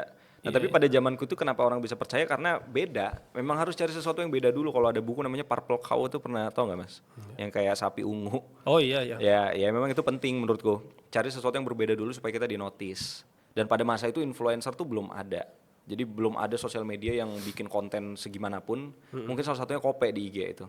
Nah itu orang tertarik. Dari temen follow, ngerekomendasiin lagi, ngefollow. Ya sampai cuman dibatasin. Jadi ada apa ya? Limitasi. Kayak ini kalau mau cuman bisa ada 2. Lu kalau mau beli sekarang. Itu buru-buru Mas orang. Transfer percaya, udah kita bawain. Oh jadi bukan konten yang mengedukasi, tapi memang memang nitip, memang Nitip. buku just tip. Dulu just tip, tapi itu cuma 6 bulan kok nggak salah ya, karena aku kan udah pulang. Habis itulah di Indonesia beli yang resmi. Ya jual beli biasa, kayak aku ngambil dari, dulu tuh belum ada user Kope yang jual ke kita tuh belum. Dulu tuh aku hunting Mas, dari marketplace, ada yang mau jual, harga bisa kita nego, aku beli. Terus aku post, nih ada nih iPhone gini, ya itu baru perkontenan. Mulailah ada emang pancingan itu ada dari netizen, ya kita nyebut di Kope itu netizen kan. Itu aja nama netizen dari mereka sendiri. Menurutku penting banget engage sama follower atau audiens yang kita punya. Mereka malah ngebahasnya aneh-aneh. Aku lagi nguploadin iPhone, malah nanya, Minkop nyebutnya ya. Udah sarapan mie ayam belum gitu. Ya Iya, sekalian aku pancing kan, nih lagi sarapan mau nggak, rame. Malah ngebahasnya itu bukan iPhone orang-orang itu. Iya, iya. Saat aku bahas iPhone tuh mereka udah nggak, ada yang nyampe ngomong, udah nggak usah bahas iPhone Min, udah percaya di Kope udah pasti bagus. Gitu Review ya? mie ayam aja. Ada yang kayak gitu. Aku seminggu full itu review mie ayam di A, di B, di C. Pakai akun Kope. Akun Kope banyak. Iya. Tapi yang nge-DM nanya tentang iPhone Ada banyak. yang ready nggak? Iya, Ini tetap ready ada, nggak? transaksi tetap berjalan gitu.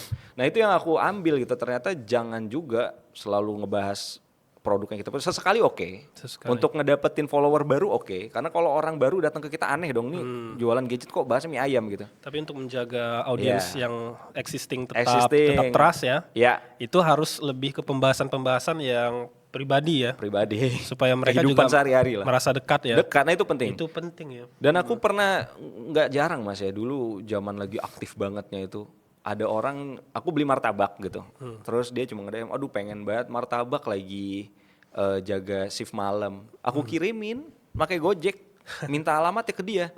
Itu pas dia nyampe kan dia nge-tag, Iya, iya. ya aku post lagi, repost, ya rame gitu, kayak ya Allah ngapain ngurusin orang begitu, Minkop gitu, kok nyampe beli-beliin gitu, ya nggak apa-apa gitu, itu aku sering ngelakuin hal-hal kayak gitu. Iya itu bagian dari engagement juga ya. Ya itu penting, tapi emang ya itu sepenting itu sih. Setauku Kope nggak menerima cicilan ya. Iya, Kenapa nggak terima cicilan? oke. Nah kalau ini balik ke masing-masing ya, kepercayaan kali ya. Pertama, cicilan.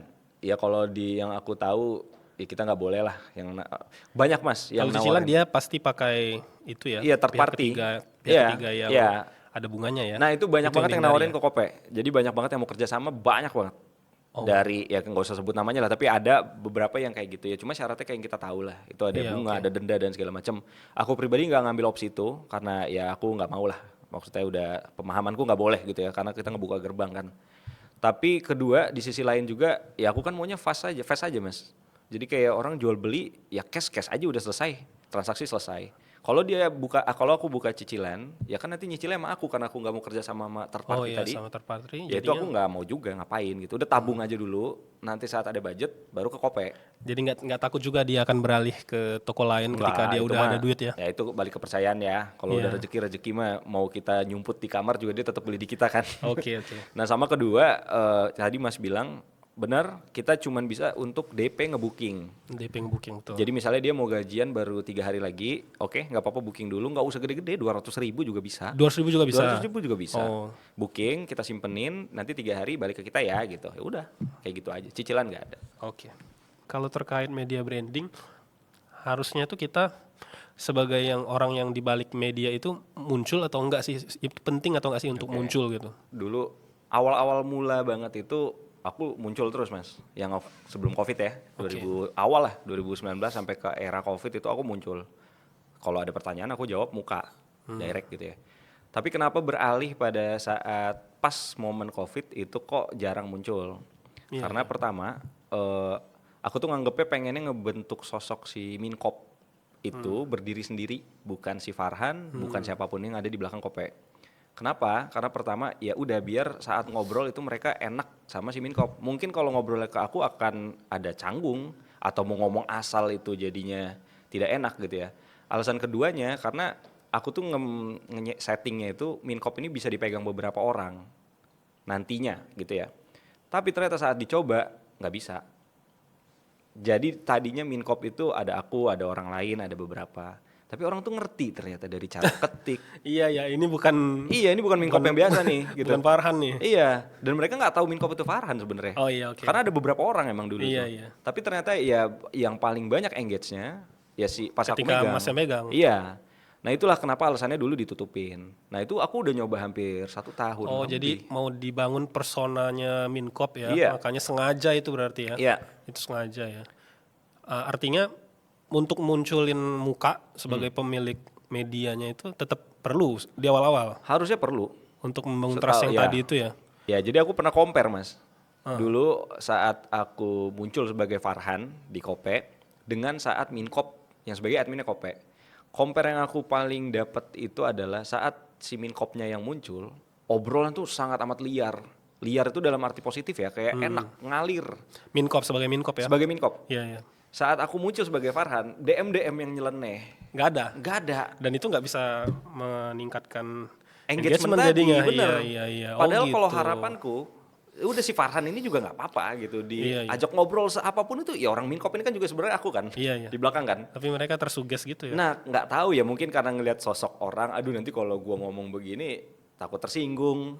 Walaupun nggak ada omongan aneh-aneh banget itu nggak ada. Ngomongan mereka tuh lebih ke bercanda sebenarnya.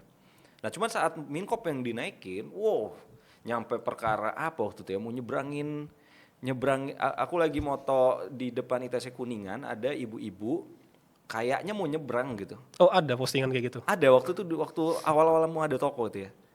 Nyampe dibahas Minkop itu ibu-ibu mau nyebrang jangan dicuekin, nyebrangin dong. Aku deketin itu ibu-ibu, aku foto lagi, sampai aku videoin kayak mau nyebrang Bu, ternyata enggak. Aku posting di dalam story. Ya terus aku salahin mereka kan. Iya, iya. Ya terus mereka kayak udah bercanda gitu. Nah cuman saat Farhan itu kayak nggak ada tuh DM begitu tuh kayak nggak deh gitu. Nah itu yang membuat kenapa Minkop itu bertahan cukup lama. Cuman di sekarang aku mulai transisi sebenarnya. Kayaknya orang tuh tahu udah Minkop itu si Farhan ini Minkop gitu. Dan sekarang saat aku update ya mereka udah leluasa, udah ngobrol, udah enak. Sudah mulai. Udah mulai terbuka lah. Jadi harapan yang tadinya audiens itu bisa belak-belakan sama Minkop, sekarang udah bisa didapat lagi sebagai Farhan ya. Sedikit banyak iya. Jadi mungkin Minkop akan hilang ya. Iya, tapi mungkin enggak juga karena setiap aku bikin konten di Kope, pasti aku nyebut akunya Minkop sih. Oh gitu. Iya. Jadi Minkop sekarang sudah ada wajahnya maksudnya. Sudah ada. Dulu dia kan nggak punya wajah Iya. ya, dia hanya maskot yang Betul. di awang-awang orang-orangnya. Dan mungkin ini Mas, ada kenapa orang udah mulai kayak sama aku tuh interaksinya enak, karena aku kan di akun pribadi juga bikin konten. Oh iya. Ya kan, tadinya enggak. Itu aku baru mulai 2023 kalau nggak salah. Nah mungkin orang ngelihat, oh si Farhan ini ternyata ya sama aja personalitinya kayak si Minkop. Ya mungkin orang tuh jadi ya udah sama aja. Itu sih. Cuman kalau yang aku pernah dengar-dengar di YouTube juga, kenapa ada media yang di branding itu tujuannya biar kalau si seseorangnya ini ada masalah, jualannya tetap jalan gitu. Iya. Karena medianya itu sudah terbranding ya sebagai media tersebut, bukan sebagai personal tertentu gitu. Itu pandangan Mas Farhan gimana? Jadi akan ada resiko nih kan? Kalau di mataku ya, Mas Farhan jadi akan ada resiko kalau Mas Farhan ada apa-apa Ke bawah juga Kopenya ke penjualannya, ya, ke oke. kopenya itu gimana? Ya itu plus minus ya. Tapi kalau kita lihat beberapa brand besar itu pasti yang punya itu muncul harusnya. Apple ya terkenalnya dari siapanya? Steve Jobs. Facebook orang tahu yang punya siapa gitu kan. Jadi kalau ada satu media atau brand yang tidak dimunculkan sosok di belakangnya, Ya bisa juga, tapi kalau pertanyaan Mas tadi, banyak yang nggak mau munculin karena biar tidak ada sangkut paut kalau ada problem gitu ya.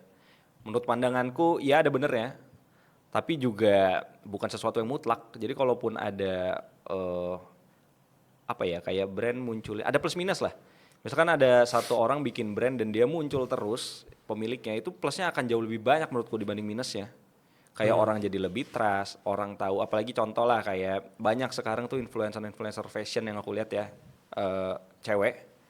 Itu karena orang udah tahu dulu sama personal dia, dari cara dia pakaian bagus dan segala macam. Saat dia bikin brand, orang tuh jadi percaya. Oke, karena gue mau kayak si pemiliknya, gue beli brand dia. Nah kalau minusnya ya tadi bener ada, kalau si ininya jadi ada masalah, ya ini juga bisa kena dan itu banyak kasus kan sekarang. Jadi menurutku, pandanganku plus minus, ada benernya, tapi plusnya juga ada. Kayak gitu sih, tinggal ya gimana kita sebagai yang muncul, yang ngejaga, sejaga-jaganya nama baiknya aja sih.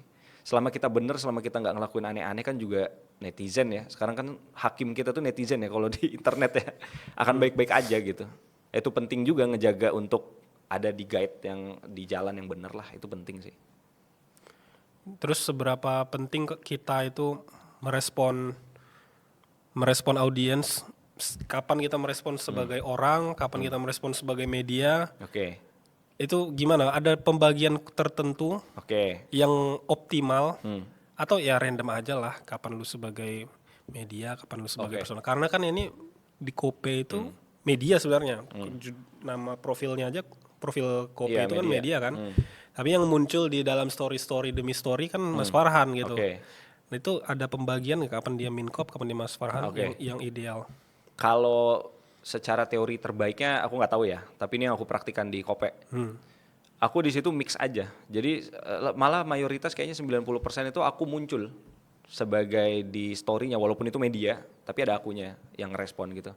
Malah sangat jarang itu muncul bukan sebagai Farhan gitu.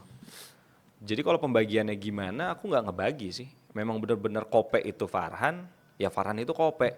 Maka sering banget aku dulu saat aktif di TikTok, Mas. Saat aku Sekarang bikin, enggak? Sekarang kan sekarang masih. masih, cuman kan tidak semasif dulu. Aku tuh kan pengen banget nyoba tuh 2023 itu. Ngupload itu tiap hari kayaknya ada itu. Itu banyak yang oh ini Farhannya Minkop ini gitu. Itu ada yang komen. Nah aku tahu gue taunya ini yang punya Kope gitu. Ya jadinya ke mix up gitu ya. Iya, iya. Ya itu juga salah satu efeknya.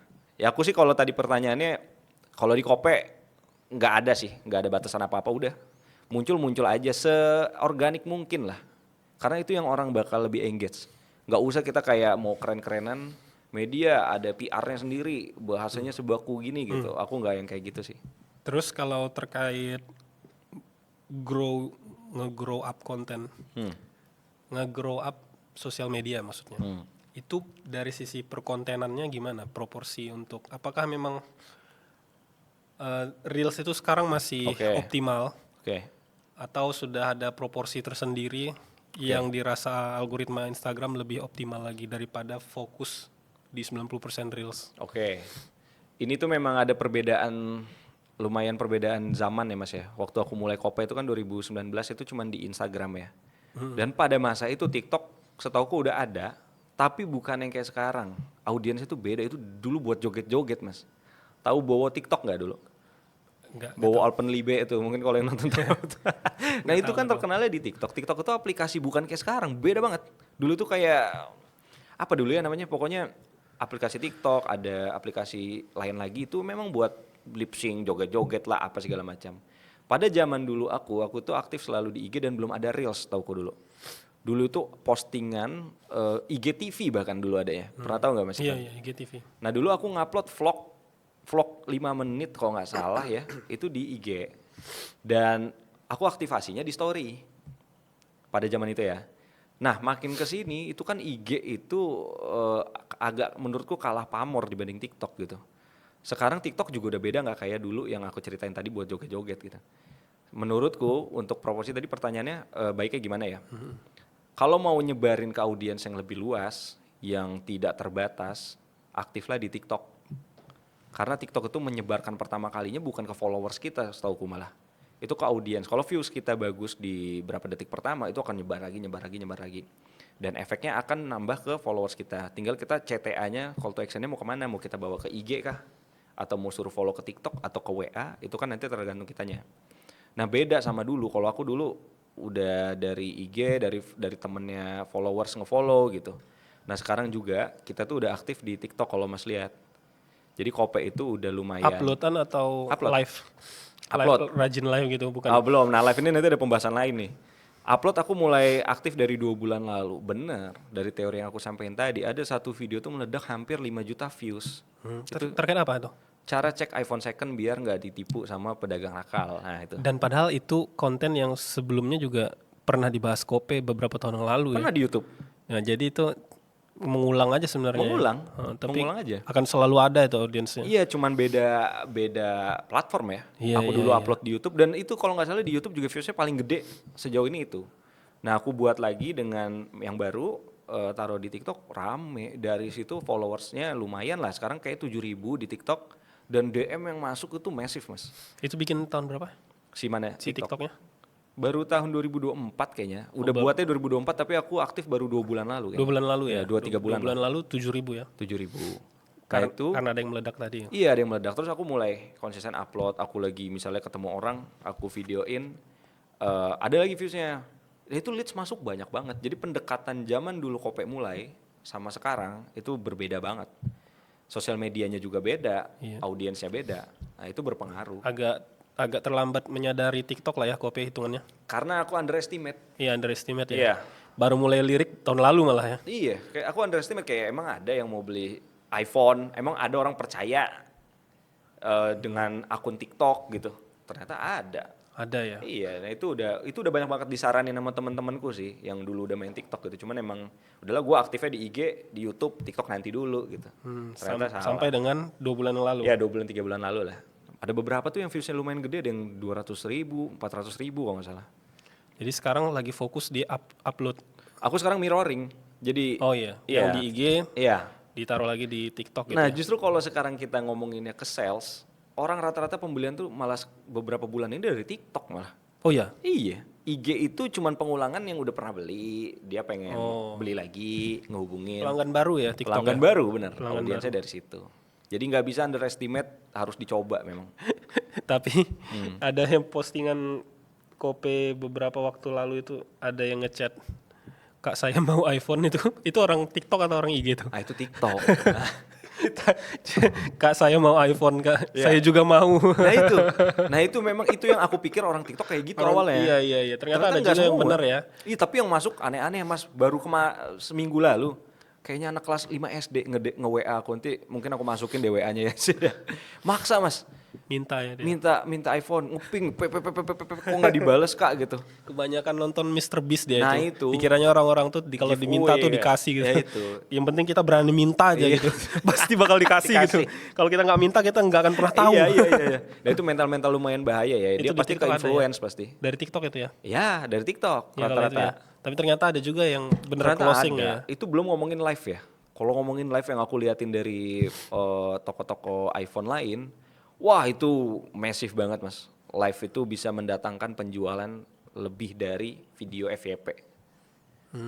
Itu yang aku pelajarin dan aku mau mulai live, tapi ya kemarin lah ada kendala TikToknya Kope, nggak ngerti deh kenapa, kena ban untuk live-nya. Berapa kali live dan berapa kali kena ban? Setiap aku live pasti kena ban. Jadi live itu udah 4 kali, kena ban-nya setiap kena ban itu 7 hari, bayangin. Nih aku live nih hari ini. Kena ban, 7 hari nggak bisa nge-live.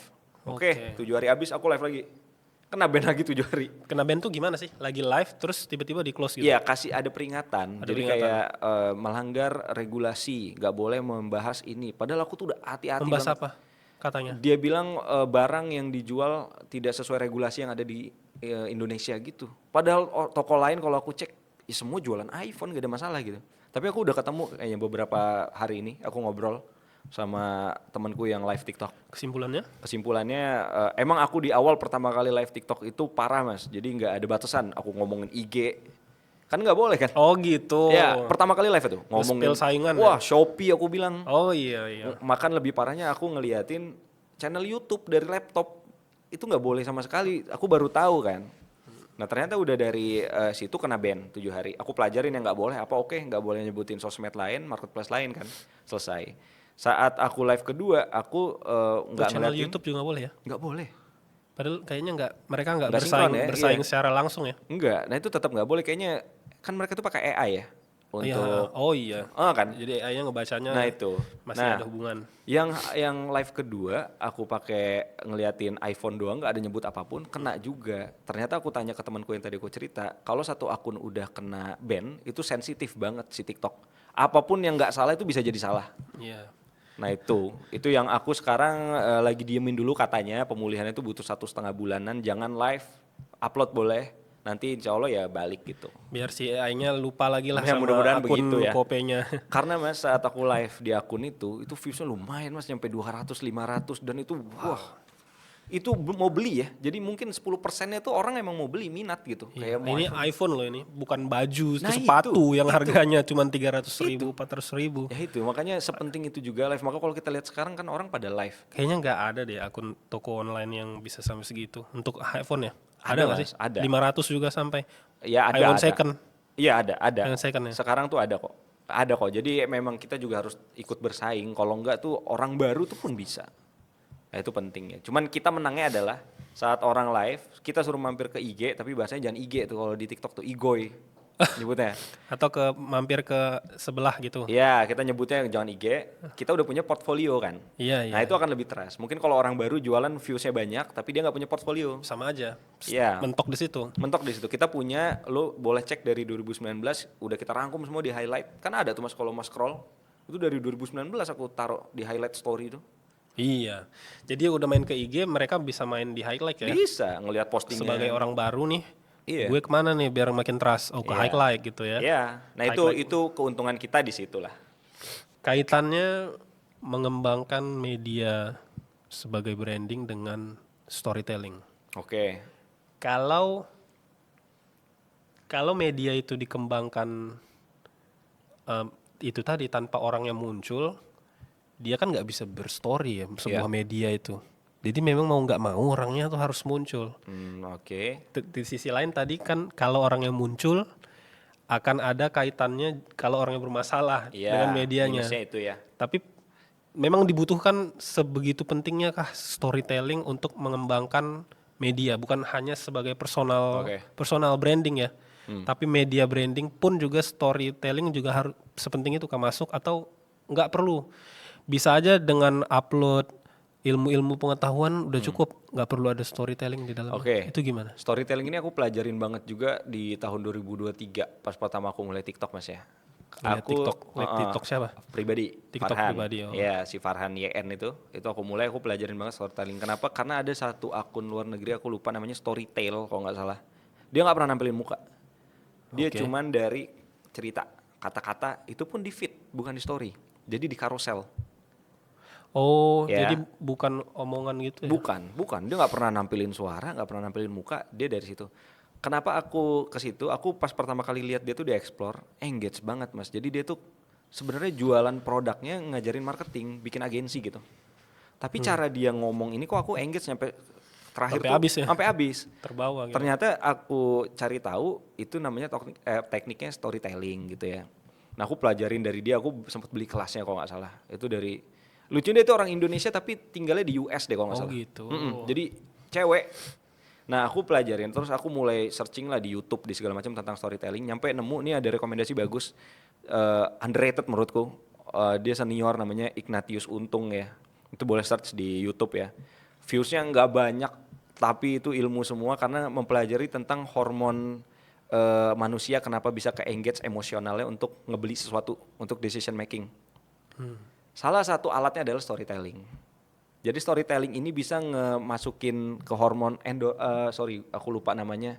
Ntar aku cek lagi deh. Pokoknya hormon itu yang ngecetusin untuk oke ini kayaknya gue butuh ini deh. Padahal enggak, belum tentu butuh dia Belum sebenarnya. tentu butuh. Nah itu salah satu yang alat paling kena itu storytelling. Contoh dia tuh pernah nyontohin gini mas. Kita jangan misal jualan mobil ya. Jangan ngomong mobil kita rodanya enak, empuk, sofanya nyaman, kalau dibawa jauh apa enggak, tapi liatin secara visual itu ada keluarga jalan di dalam nyaman, ketawa-tawa.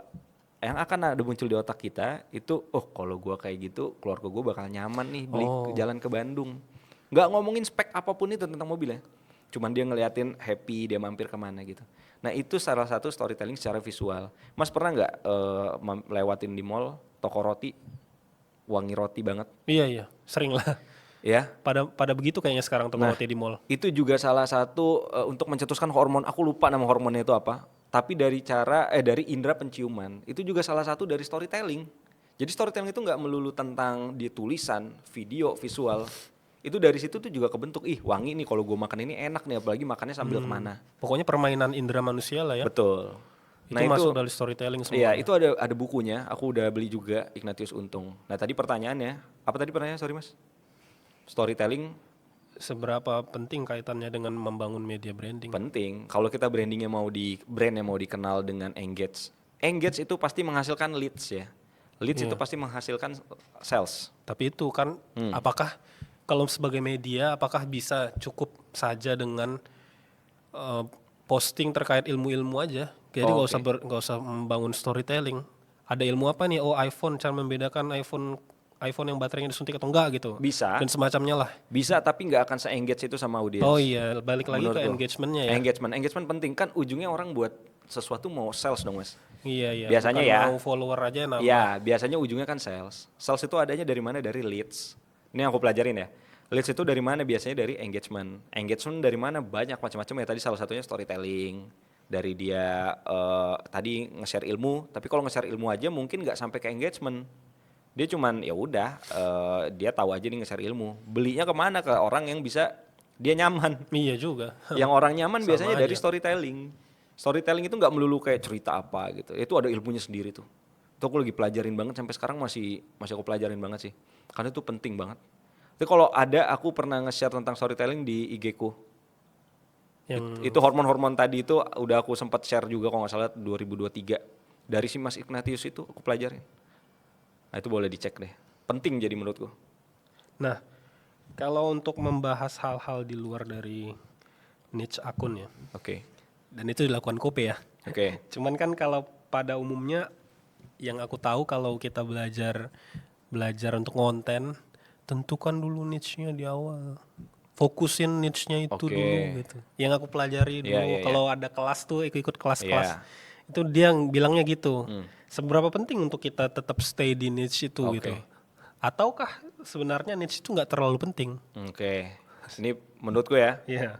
Benar yang Mas pelajarin. Niche itu penting menurutku. Niche itu penting. Karena kalau kita terlalu abroad, Oke. terlalu broad ya, itu kan jadinya palu gada mas.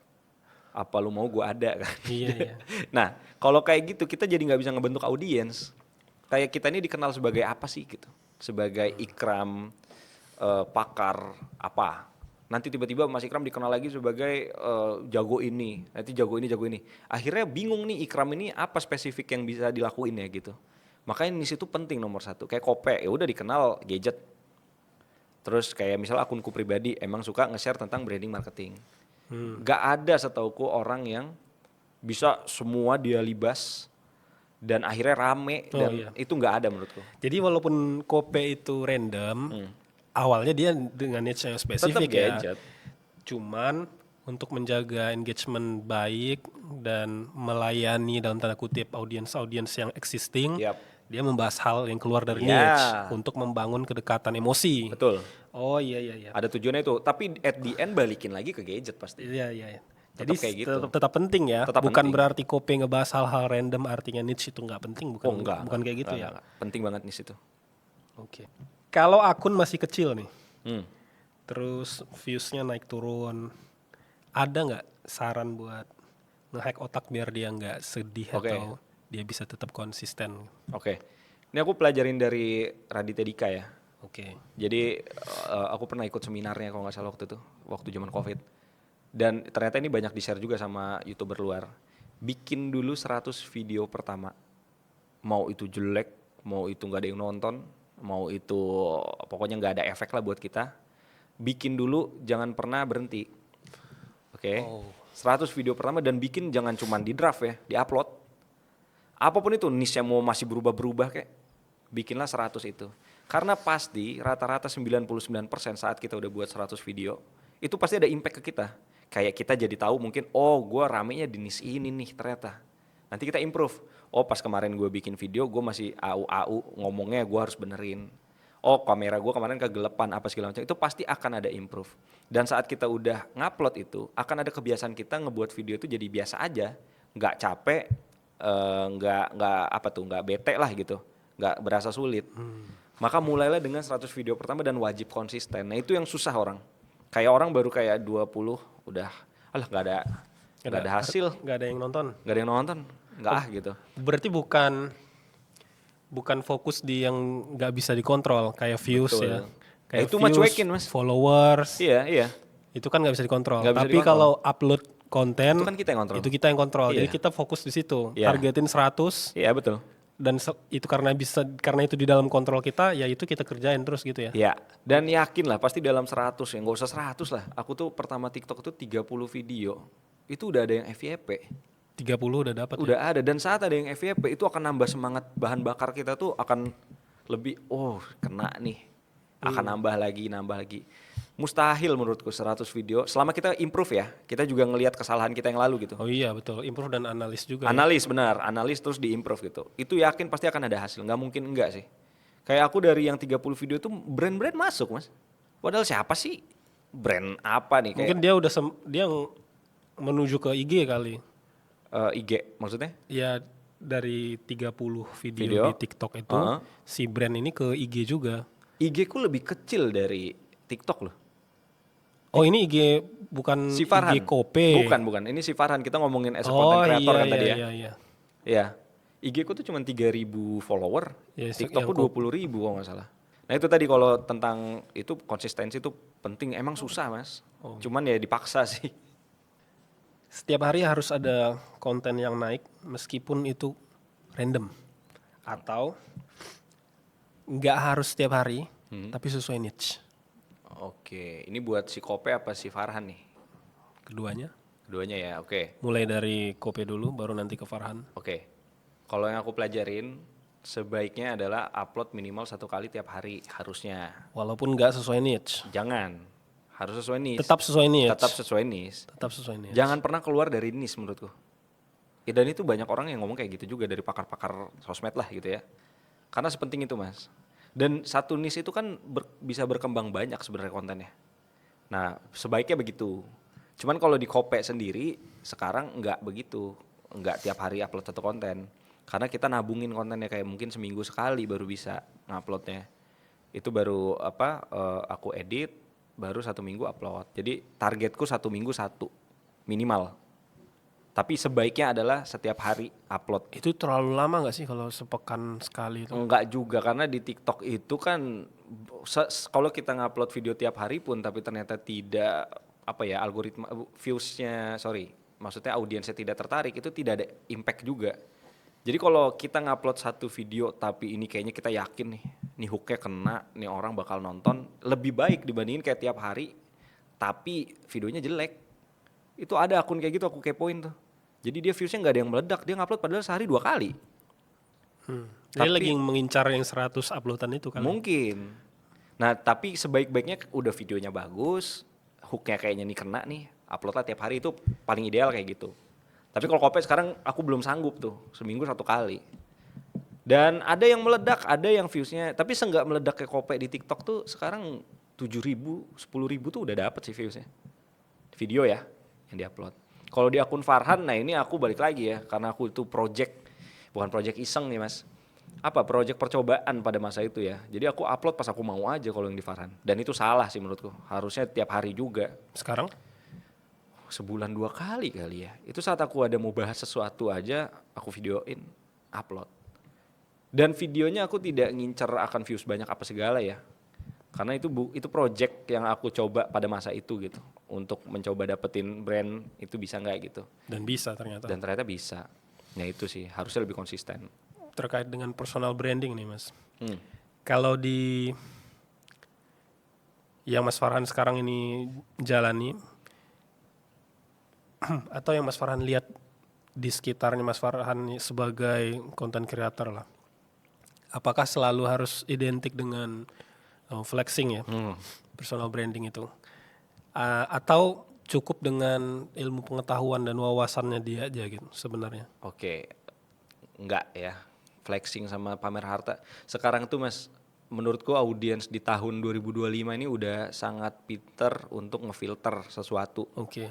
Justru kalau ada yang flexing atau apapun itu, dia bakalan lebih kecuriga dulu. Kayak alah ini pasti ujungnya mau jualan apa kek gitu. Jualan apa gitu. Justru yang sekarang aku lihat dari trennya, semakin organik kita, itu akan semakin dipercayain. Contoh, kayak orang ngantor bikin konten, itu akan lebih diffuse biasanya dibandingin kayak pamer-pamer harta. Kenapa? Karena orang ngantor tadi biasanya nge-share lowongan kerja. Nah itu akan ada impact-impactnya tuh. Terus kayak misalkan orang jualan handphone kayak Kope lah kita omongin ya. Itu dia nge-share sehari-hari dia nih, kayak hari ini mau ngambil orang mau jual, kita ambil, nanti kita mau jual lagi. Itu akan lebih diikutin. Karena kalau flexing menurutku di tahun ini udah aneh sih. Udah nggak akan se-impact itu kecuali buat audiens yang kayak tadi, yang maunya giveaway, maunya instan, minta-minta segala macam, masih kena. Tapi kita buat apa sih audiens kayak gitu? Iya, nggak Nggak ada power Mas. nggak bisa ini juga ya, closing juga ya. Nggak ada. Gitu Mau ya. dibawa kemana gitu. Mungkin kalau ya banyak konten kreator yang flexing, followersnya banyak kan. Tapi secara kualitas followers, dia bisa buat apa? Oke. Ya aku pernah baca tuh. Jadi memang kalau sekarang itu followers sudah nggak jadi jaminan Udah nggak apapun jadi. lagi. Terus lebih ke atensinya, atensi yang tinggi itu menghasilkan closing yang bagus. Iya. Dan nggak semua sekarang orang tuh habitnya tuh sudah nggak memfollow lagi gitu. Iya. Karena semuanya sudah disajikan, sudah Iya. ada for you page. Kayak thread itu ada for you page-nya. Aku tuh kalau main thread suka lupa kalau lagi di for you. Oke. Karena begitu masuk thread, kita tuh ada pilihan menu for you, Oh iya. terus following gitu ya. Kita langsung masuk ke for you. Iya. Jadi waktu aku scroll tuh langsung langsung terbawa arus tuh. Kok lama-lama makin aneh ya ini ya. Ini Makin siapa scroll lagi, nih, gitu. ini siapa kok makin aneh. Baru aku sadar, oh iya aku di for you gitu. Iya. Sementara yang mau aku pelajari itu adanya di following. Oh. Orang-orang yang aku pengen pelajari nanti aku pelajari lah, ini kayaknya ini cerdas nih orangnya. Aku follow. Tapi gak muncul lagi dia karena otomatis thread dan TikTok juga kayaknya sudah ada for you page ya. Ada, justru orang ke situ kan Jadi pertama kali. ke for you dulu pertama di Iya. bawah. Kapan dia ke following ya kalau ingat aja. Iya, betul. Thread itu masih gampang ya ke following itu dari for you, following sebelah-sebelahan. Kalau TikTok agak ada beberapa kali kerjaan gitu loh. Iya. Jempolnya itu agak beberapa kali gitu. Iya, Orang dibuat gitu agak ya. males dia menuju ke followingnya dia gitu. Nah. Lebih suka ke for you page. Dan di for you page ini orang kalau kontennya bagus banget, dia berlama-lama di situ, akan ada CTA-nya juga di Iya. situ, jadi closing sesuatu. Benar. Nah itu yang aku pelajarin juga, makanya seorganik mungkin, tujuannya biar se-engage mungkin, itu akan mendapatkan kita followers yang berkualitas ya.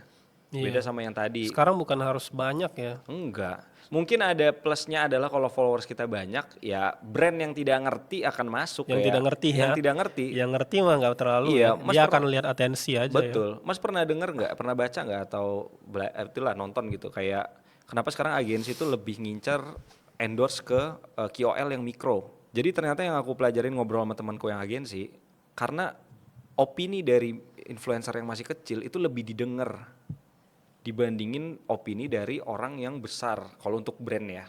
Karena orang yang besar itu mereka udah tahu ini mah pasti dibayar. Iya ya, kayak kalau Raffi Ahmad ngomongin Spring Bed. Nah itu udah pasti ini brand ambassador. Iya nggak mungkin Raffi Ahmad benar-benar ngomongin Iya. Spring Bed tuh dari hatinya kan ya. Nah tujuannya tadi balik lagi buat apa? Buat engage, jadi leads, jadi sales kan dari si brandnya. Iya. Makanya lebih baik mereka punya budget sebarinnya ke yang mikro. Nah itu akan jauh lebih, menurut mereka lebih engage. Engage itu nomor 1 menurutku. Mas tahu Arif Muhammad kan? Iya. Nah, itu kan dia bisa kayak sekarang menurutku karena engage-nya dia sama followers. Waktu zaman dia masih di Twitter ya. Twitter, di IG, ya mungkin sekarang tidak se-engage itu lagi karena udah sibuk lah. Usahanya udah gimana, besar-besar kan. Tapi saat dia menuju ke bisnis gede itu yang aku pelajarin. Kope itu salah satunya dari dia ngikutin ya. Gimana engage sama followers itu salah satu gaya story-nya itu sama Arif Muhammad gitu yang aku pelajarin. Dan memang menghasilkan kan jadi followersnya loyal ya. Iya, yang penting Loyal. itu ya. Follower ratusan ribu tapi nggak ada pembelian Iya. dari followersnya. Kayak akun-akun cewek-cewek berjilbab yang glowing itu itu mereka ya cakep sih, tapi kalau nggak ada brand yang mau bayar mereka Buat juga apa? nggak ada, mereka tuh jualan apa juga ya nggak bisa itu.